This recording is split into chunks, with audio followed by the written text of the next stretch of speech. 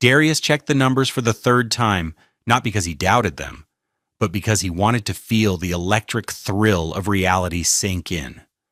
At 36 years old, drawing a modest salary of $58,000 a year to ensure every spare dollar was reinvested, he had finally done it. The screen of his beat-up $450 Dell laptop glowed in the dim light of his Northside detail bay. Gross revenue for Jack's Precision Detailing LLC, his baby, had just crossed the $100,000 mark for the year.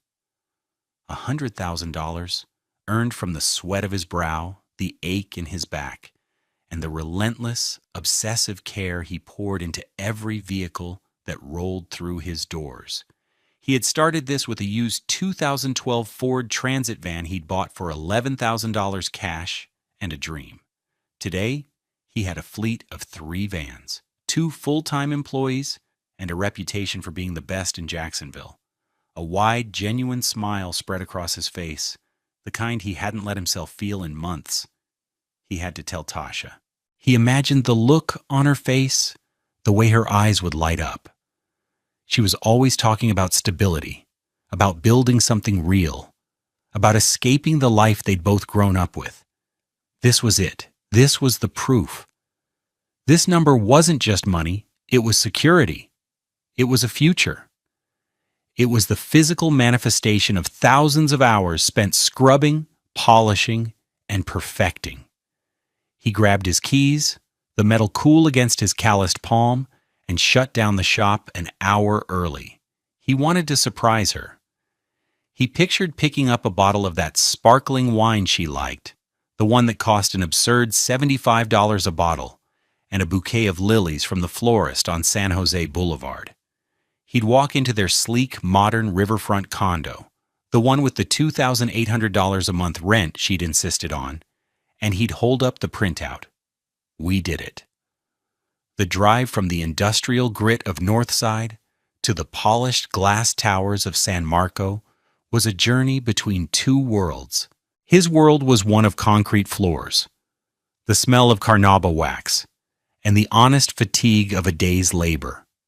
Her world was floor-to-ceiling windows overlooking the St. Johns River, minimalist furniture that cost more than his first van, and the quiet, sterile hum of central air. He'd always felt like a visitor there, his work boots a scuff mark on her pristine aesthetic. But today he felt different. Today, he felt like he had finally earned his place in that high-rise, that his sweat had paid for the view. He parked his personal car, a reliable 2012 Toyota Camry, with 187,000 miles on the odometer, in the reserved spot next to her gleaming white BMW 3 Series, a $43,000 car she'd leased 3 months ago for networking purposes. He had no idea how wrong he was. He was walking into the end of his world, holding a piece of paper that he thought was a trophy, but was about to become a weapon. Their life together had become a performance of domestic normalcy, and Darius, he now realized, had been the only one who didn't have the script. Mornings were a carefully choreographed routine. At 5:30 a.m., his $30 digital alarm clock would beep. And he'd slide out of their king-sized bed, careful not to wake Tasha, who slept soundly in her $300 silk pajamas. He'd pull on his work clothes, a simple pair of $45 Dickies, and a polo shirt embroidered with the Jack's Precision logo, a logo he'd designed himself on a free website. Downstairs in their gourmet kitchen with its $4,000 stainless steel refrigerator, he would make coffee and pack his own lunch, a turkey sandwich on whole wheat and an apple. He'd also pack a lunch for their 6-year-old daughter, Maya. Her lunchbox was a bright pink unicorn-themed box that cost $15 at Target. He'd cut the crusts off her sandwich just the way she liked and add a bag of goldfish crackers and a juice box. Tasha would usually drift into the kitchen around 7:30 a.m., just as he was about to leave. She'd be wrapped in a plush white robe, a $150 piece from a boutique she loved, her phone already in hand. "Morning, babe," she'd murmur, her eyes scanning emails. "Don't forget Maya has ballet at 4. You have to be back to pick her up." It was never a question. It was a directive. He'd nod, kiss Maya's forehead as she sat at the polished quartz island eating a bowl of cereal, and head out. His work was dirty, physical, and exhausting, but the thought of his daughter's bright smile kept him going. The contrast in their expenditures was a quiet, constant hum beneath the surface of their marriage. He wore an $89 Timex watch. She wore a $3,500 Cartier watch, a gift to herself for landing a new consulting client. He bought his work boots at Walmart for $60. She had a collection of designer shoes, each pair costing upwards of $700, arranged in color-coded rows in her custom walk-in closet. When the dishwasher broke, he spent 4 hours on a Saturday watching YouTube videos and fixed the $25 pump himself. When her laptop slowed down, she insisted on a new $2,800 MacBook Pro, claiming her old one was unprofessional. He tried to bring up their spending once, gently. It was after he saw a credit card statement with a $2,400 charge for a Burberry dress. They were sitting on their $5,000 leather sofa, the city lights twinkling through the massive windows. "Tasha," he began, his voice soft, "this is a lot. We need to be saving. The business is growing, but it's not invincible." She didn't even look up from her iPad. "Darius, you don't understand. This is an investment. I have to look a certain way for these networking events. It's about perception. You handle the vans, I'll handle the brand." He'd let it drop. He trusted her. He believed she was building something on her end, something that complemented his hard work. He thought they were a team, each contributing in their own way. He saw her expensive clothes and lunches at fancy restaurants not as extravagances, but as the cost of doing business in her world, a world he didn't fully understand but supported completely. He remembered the day they'd signed the lease on the San Marco condo. He had been hesitant. The North Side apartment they'd lived in was half the price, and it was home. But Tasha had been insistent. "This is about aspiration, Darius," she'd said, sweeping her hand towards the panoramic view. "This is the life we deserve. Maya deserves to see this, to know this is possible." He looked at his daughter, her small face pressed against the glass, and he'd caved. He signed the lease, the $5,600 for the first month's rent and security deposit making his stomach clench. He'd just have to work harder, take on more clients, spend more weekends detailing yachts in Ponte Vedra to make it work. For his family, he would do anything. He just didn't realize his family was a facade, and he was the only one paying for the set. The outrage didn't accumulate all at once. It was a slow poison, administered in small daily doses he'd failed to recognize. The signs were all there, a trail of breadcrumbs leading to a truth he wasn't ready to see. It started with language. She stopped saying "we" when talking about the business. It became "my project," or "the venture I'm advising on." When her friends would ask what Darius did, she'd offer a vague, dismissive answer. "Oh, Darius, he handles the operations side," she'd say with a wave of her hand, as if he were a hired manager, and not the man who had built the entire enterprise from nothing. Then came her sister, Vanessa. Vanessa was Tasha's echo, but louder and sharper. She'd come over for brunch dressed in an $800 dress and look around the condo with an air of proprietary pride. One Sunday, Darius came home early, covered in grime after an emergency cleanup job on a client's RV. Vanessa was there, sipping mimosas with Tasha on the balcony. As he walked in, Vanessa looked him up and down, her nose wrinkling in distaste. "Tasha, really," she said, loud enough for him to hear, "you can't have the help just walking through the main living area like that. It's unseemly." Darius froze, his hand on the door. Tasha just laughed, a light tinkling sound that did nothing to soften the blow. "Oh, stop it, V. That's just Darius. He gets a little dirty." She didn't defend him. She didn't correct her sister. She just accepted the insult. confirming his status as something less than, something separate from the pristine life she was building. He walked away, the shame burning hot in his chest. He spent an extra 30 minutes in the shower, scrubbing his skin raw, as if he could wash away the humiliation. The phone calls became more frequent and more secretive. She'd be laughing and talking on the phone in the living room, but the moment he walked in, her voice would drop to a whisper, and she'd quickly walk into their bedroom, closing the door behind her.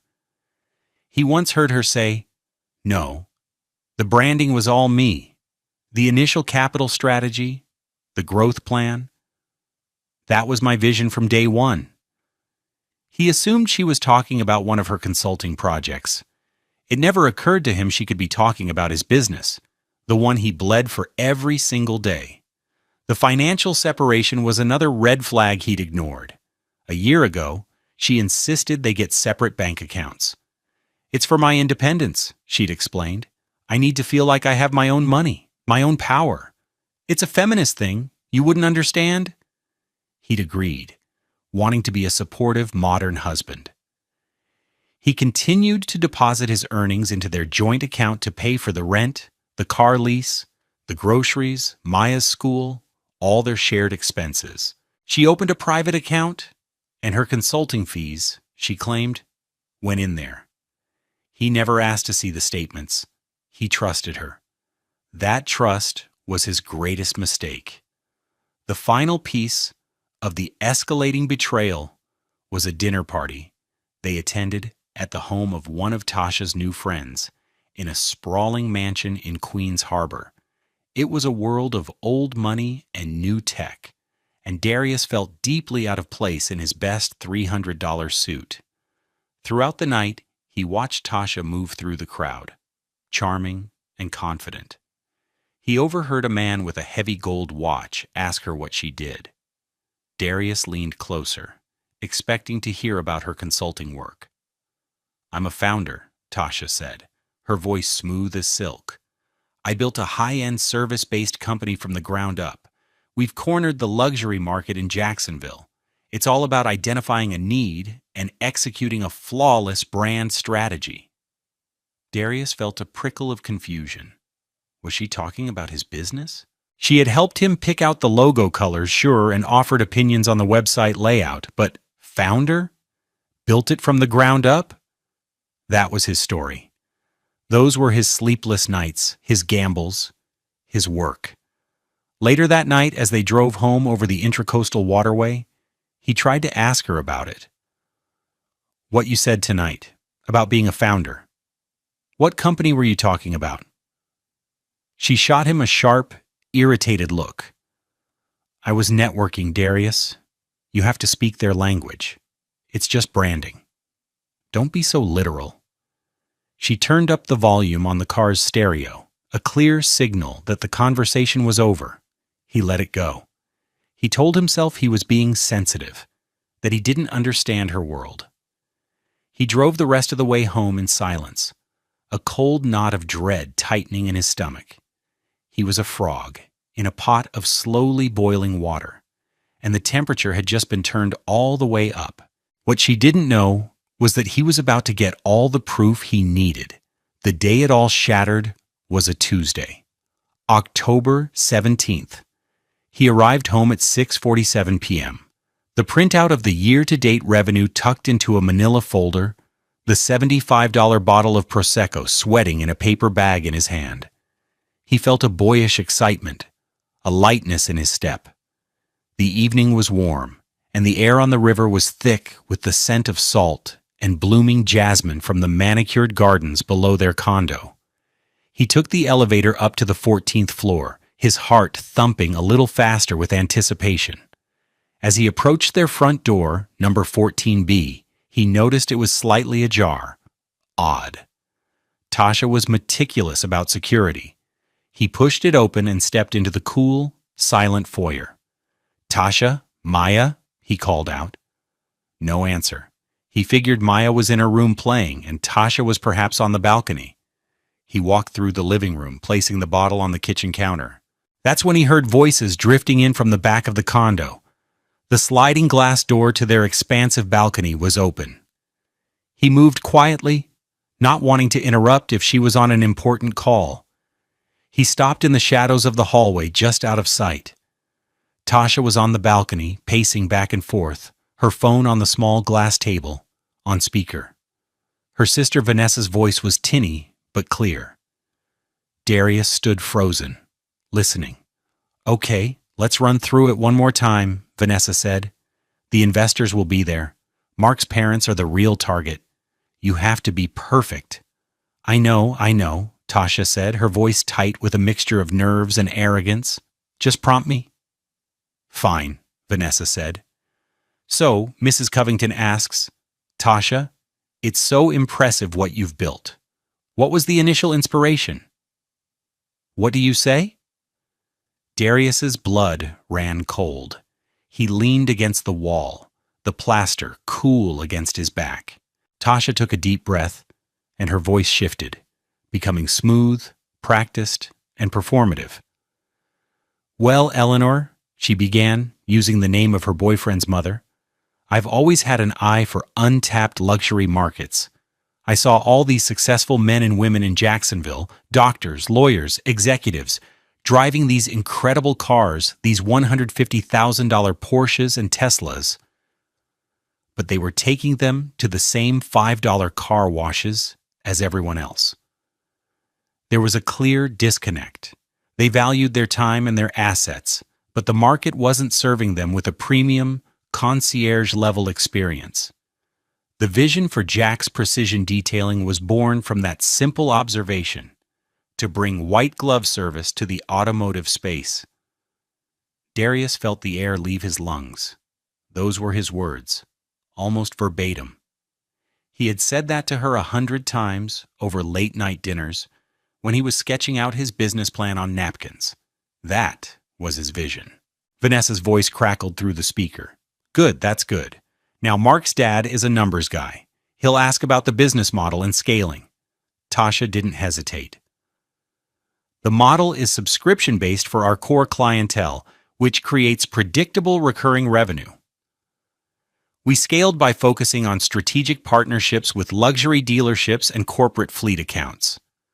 I personally negotiated the initial contracts with the yacht clubs in Ponte Vedra and St. Augustine.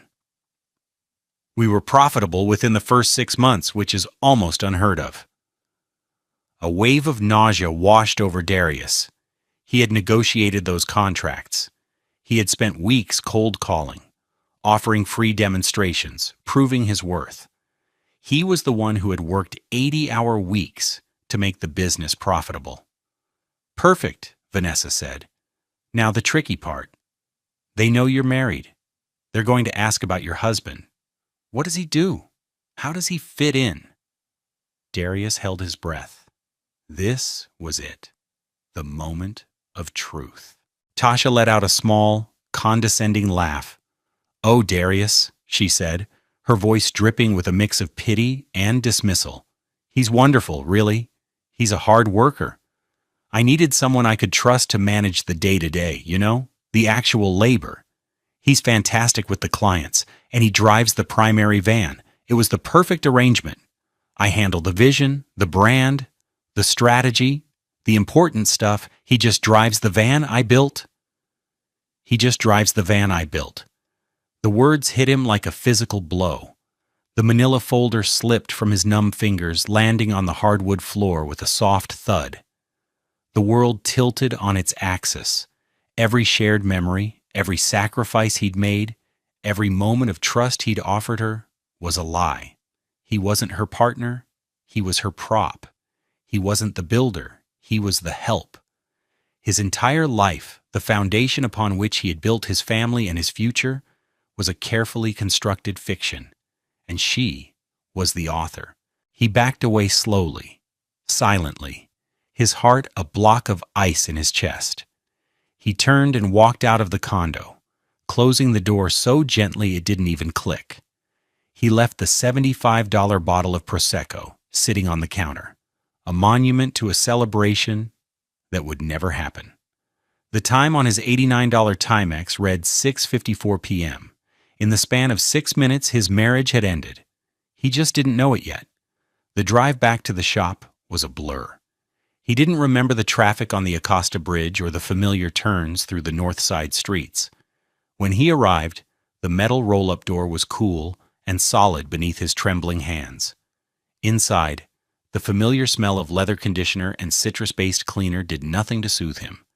He sat down on an overturned 5-gallon bucket, the same kind he used for washing cars, and stared at the centerpiece of his business, the fully equipped 2018 Ford Transit van, a $48,000 investment that represented his life savings. On the side, in clean, professional lettering, was the logo he'd designed, Jack's Precision Detailing. His name wasn't on it. A critical mistake, he now realized. He knew he couldn't go back to the condo that night. He couldn't face her. He couldn't look into her eyes and pretend he hadn't heard. The thought of sleeping in the same bed, of breathing the same air, was suffocating. He sent her a text, his thumbs moving stiffly. "Hey, emergency job just came in. A client spilled paint in a classic car. Going to be an all-nighter. Don't wait up, love you." The "love you" felt like acid on his tongue. Her reply came back instantly. "Oh no, poor you, work hard. Big night for me tomorrow. Need my beauty sleep anyway. XOXO. No concern, no questions, just relief that he would be out of her way. The next few days were a masterclass in deception. Darius entered a state of cold, surgical calm. The searing pain in his chest was packed away, compartmentalized. He was now on a mission, gathering evidence, playing the part of the devoted, oblivious husband. He'd come home late and leave early, using the business as an excuse. In the brief moments they were together, he was a ghost of his former self, but a convincing one. On Wednesday morning, the day of her big founder's dinner, he watched her get ready. She laid out the $2,400 Burberry dress on their bed. "What do you think?" she asked, holding it up against herself. "Is it visionary founder enough?" He felt a bitter laugh rise in his throat, but he choked it down. "You look beautiful, Tasha," he said, his voice a perfect imitation of sincerity. "You look like you could run the world." She beamed at him, a dazzling, false smile. "That's the idea," she said, turning back to the mirror. While she was in the shower, he did something he had never done before. He went to her laptop, the sleek $2,800 MacBook Pro he'd paid for. It was open. He knew her password. It was Maya's birthday. His hands shook as he opened her email. He searched for Jack's Precision. Dozens of emails came up. Emails to her new boyfriend, Mark. Emails to Mark's parents. Emails to a graphic designer commissioning a new version of his logo with her name listed as founder and CEO. He found the presentation she was planning to give that night. It was a 20-page deck, full of charts and projections he had created, but with her headshot on the first slide.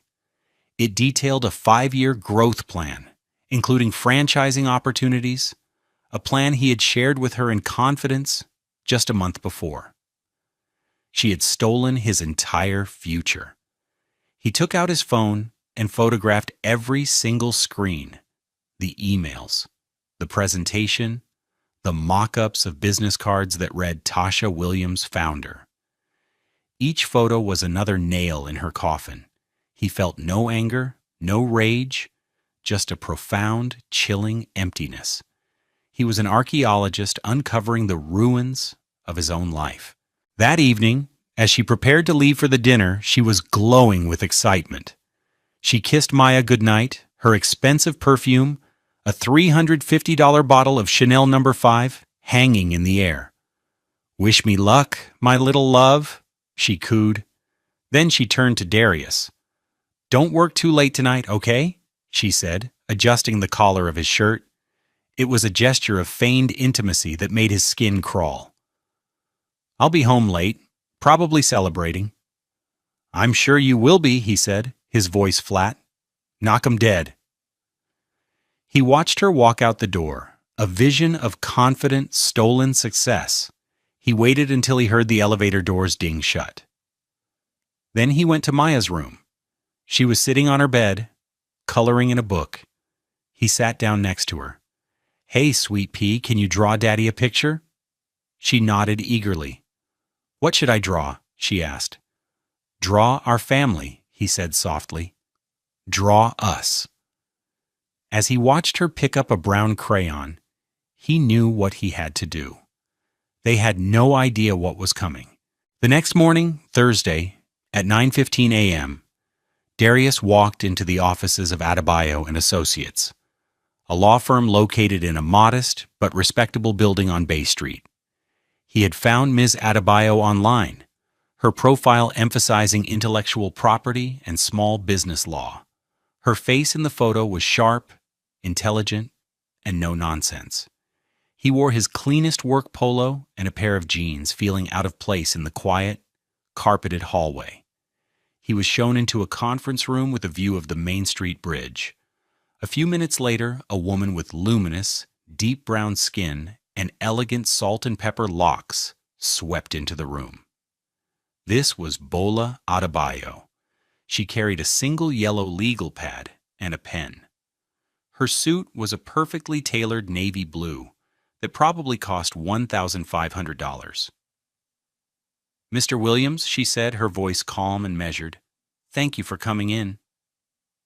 "My paralegal said it was an urgent business matter." Darius nodded, his throat dry. He opened the manila folder he'd brought and began to lay out the documents on the polished mahogany table. First, the LLC formation papers for Jack's Precision Detailing LLC, filed 3 years ago. It listed one member and one manager, Darius Williams. "Sole proprietorship," he said, his voice hoarse. Next, he laid out the certificate from the U.S. Patent and Trademark Office for the name Jack's Precision Detailing and its accompanying logo. The owner was listed as Darius Williams. Then came the bank statements, showing 3 years of revenue, every single client check, every credit card payment, deposited into an account solely in his name. Finally, he pulled out his phone and showed her the pictures he had taken from Tasha's laptop. Ms. Adebayo listened without interruption for 20 minutes. She examined each document, her eyes sharp and focused. She scrolled through the photos on his phone, her expression unreadable. When he finished speaking, the story of the overheard phone call and the stolen presentation hanging in the air between them, she was silent for a full minute. She clicked her pen once. "Mr. Williams," she said finally, her voice devoid of pity, but full of professional gravity. "What she is doing is not just morally reprehensible, it is illegal. This is clear-cut trademark infringement, fraud, and misrepresentation. She has no legal claim to your business, none." A wave of relief, so profound it almost made him dizzy, washed over Darius. "So what can I do?" "That depends," Ms. Adebayo said, leaning forward. "What is your desired outcome?" He thought for a moment. What did he want? He didn't want revenge, not in a petty sense. He wanted justice. He wanted the truth. He wanted his life back. "I want her to stop," he said. "I want everyone she has lied to know the truth. I want her to have no part of my business, my work, my name." Ms. Adebayo nodded slowly. "We can achieve that, and we can do it with surgical precision." She outlined a plan. It was bold, swift, and devastating. She would draft a formal cease and desist letter.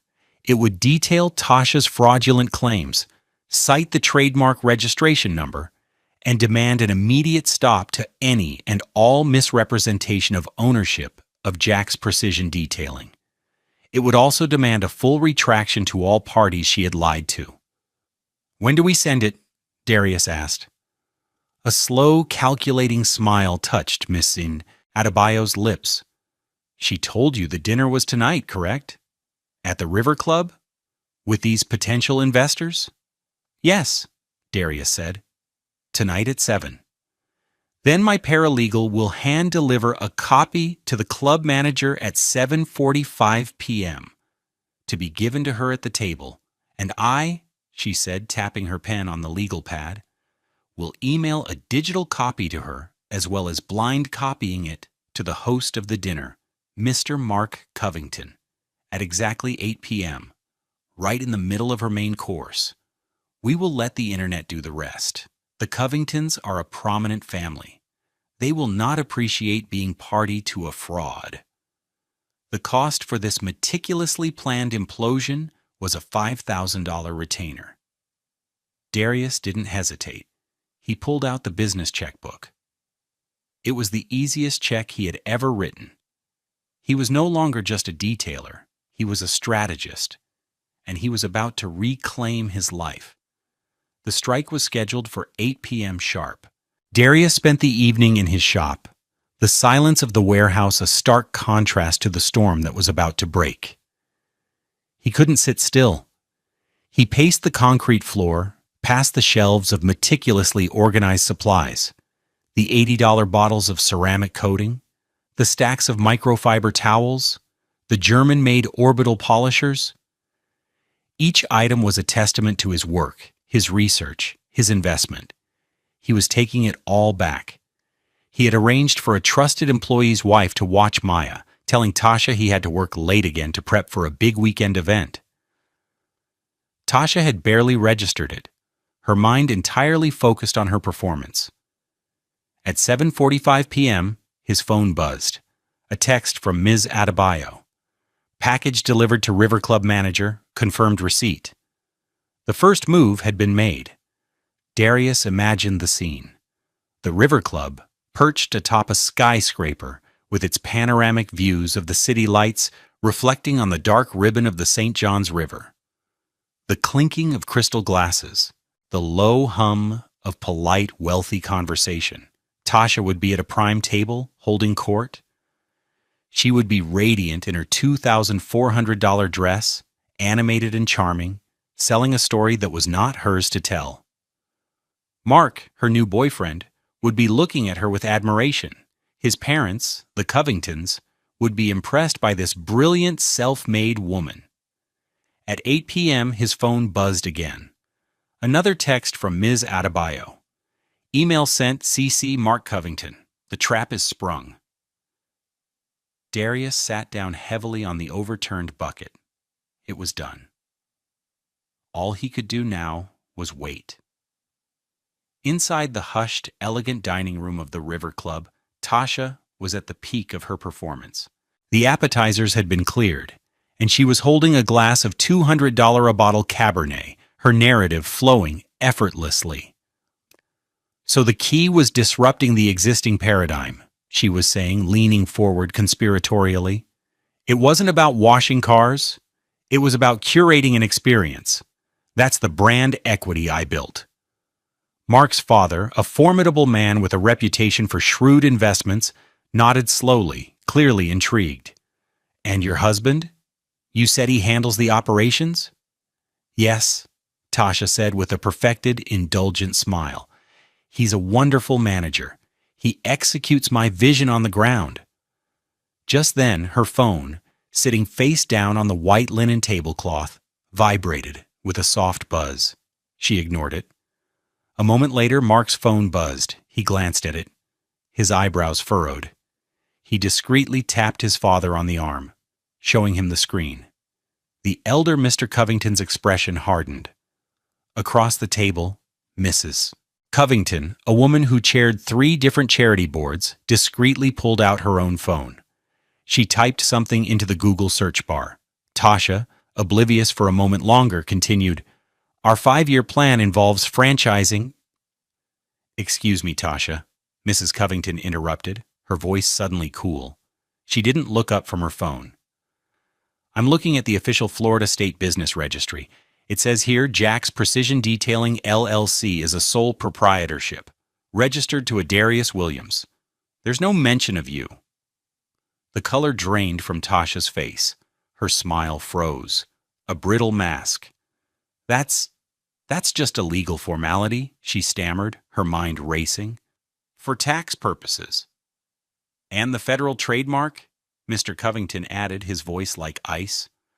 also registered to Darius Williams. I'm looking at it right now." He turned his phone around.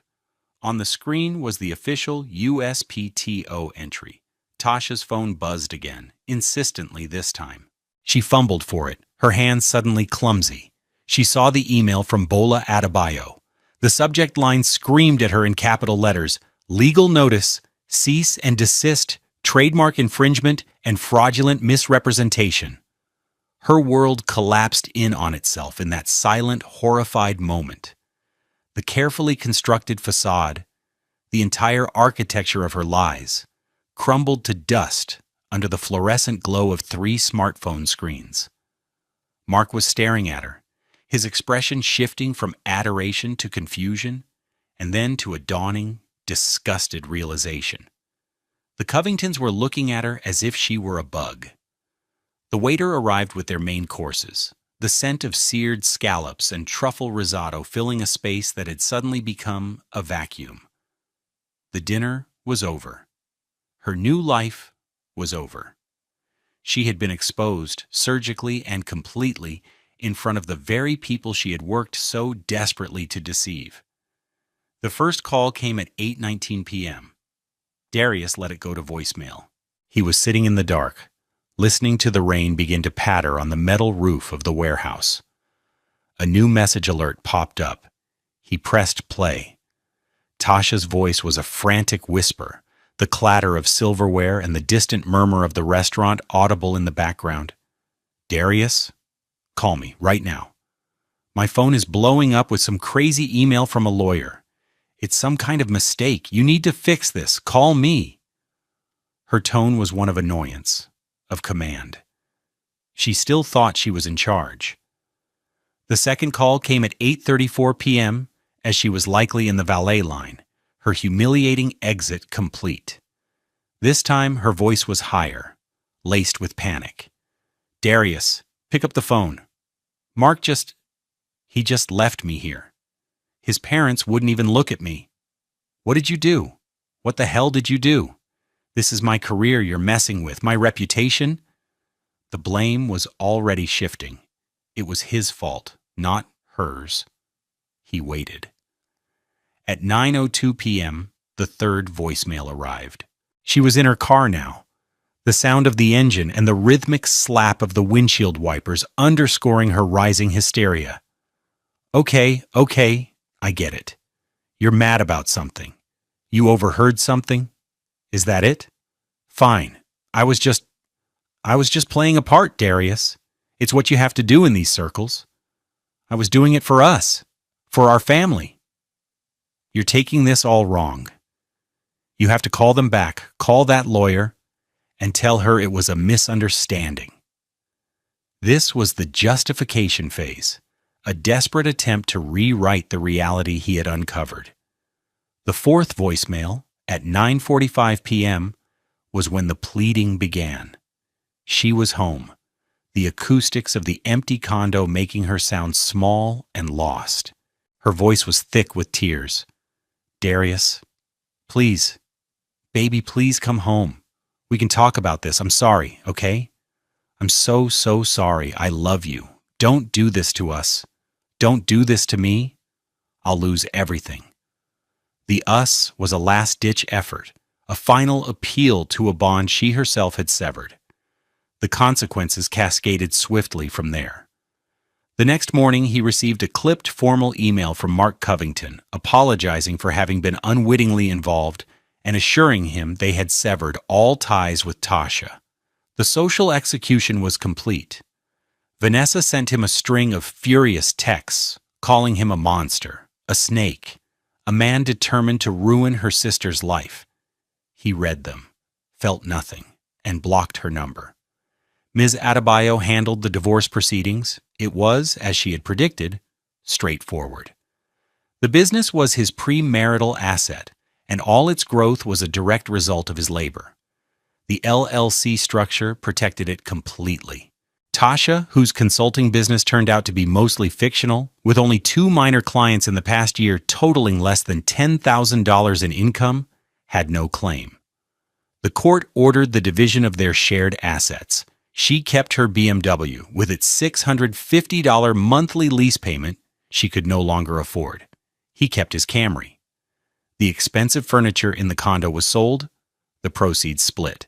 She was forced to move out of the $2,800 a month condo and into a cramped one-bedroom apartment in a less desirable part of town. A place that cost $1,100 a month and smelled of stale cigarettes. She had to sell her Cartier watch and her designer handbags just to make the security deposit.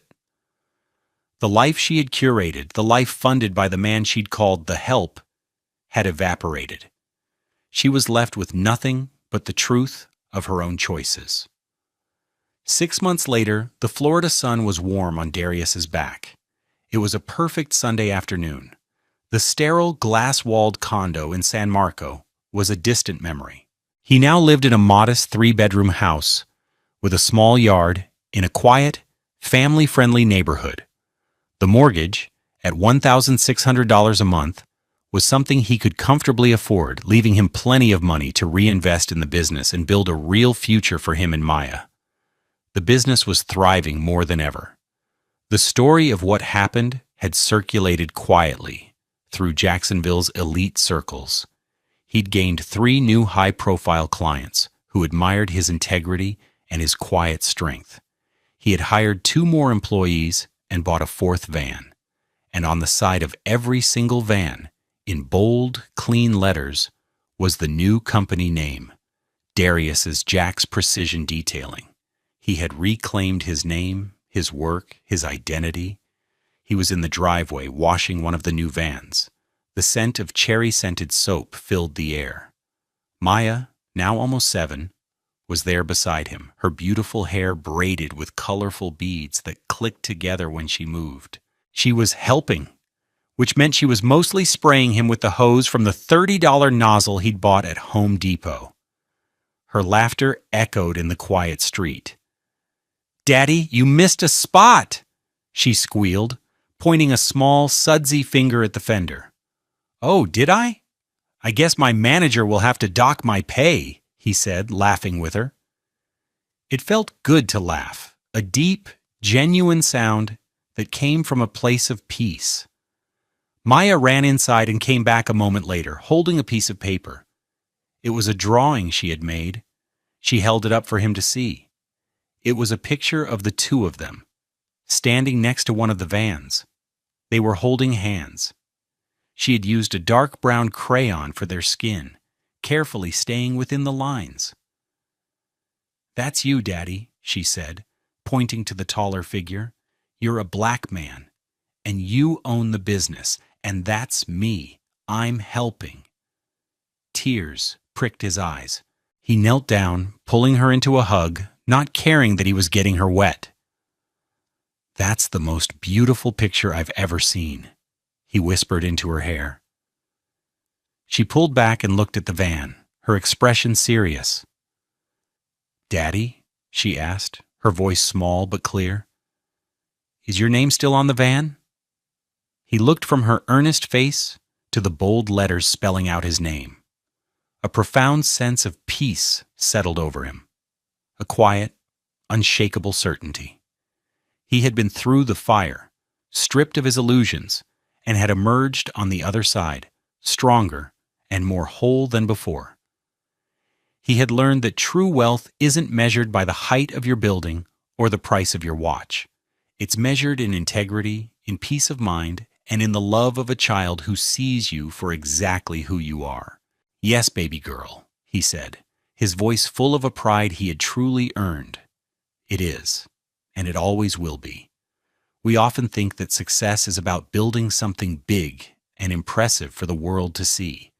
But sometimes the most important thing we can ever build is a life so honest and true that your own name is the only brand you'll ever need.